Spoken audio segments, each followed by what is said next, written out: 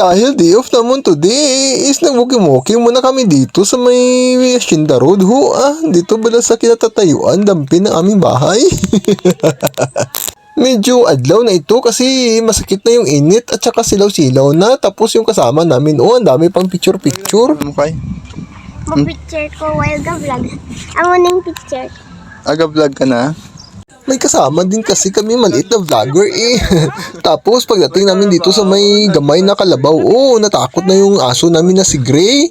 Noong una-una is talagang ang tapang-tapang niya magtakbo-takbo, pero pagdating dito sa may kalabaw, ay abaw parang hindi na siya mabutong ni mami ho.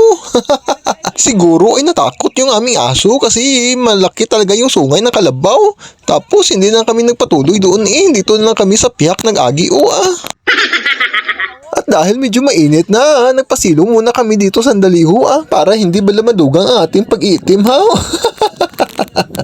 Baka kasi lalo masisira yung ating skin Inaalagaan pa naman natin ng mabuti iyon.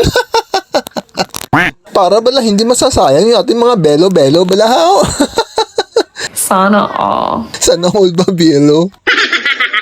At pagkatapos nga namin napasilong doon na area, bumalik ulit kami doon sa aming inagyan balahaw.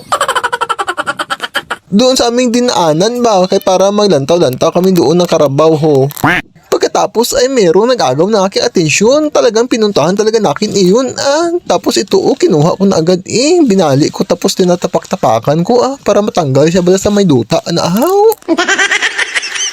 Tapos binutong ko na agad para makuha ko na iyon Sayang naman kasi pag tinapak-tapakan ko na iyon tapos hindi ko bubutungin. Ayan pinasan-pasan ko na, dala pa yung mga ugat-ugat Nangawa ko sa tubo guys. Dala ugat. Dala ugat ba? Dala ugat. Dala ugat. Dala puno.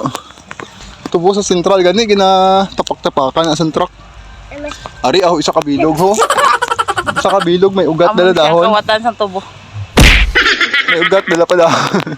Isa ka puno. So ayun habang dinadala ko ang tubo na kinuha ko dyan sa kampo.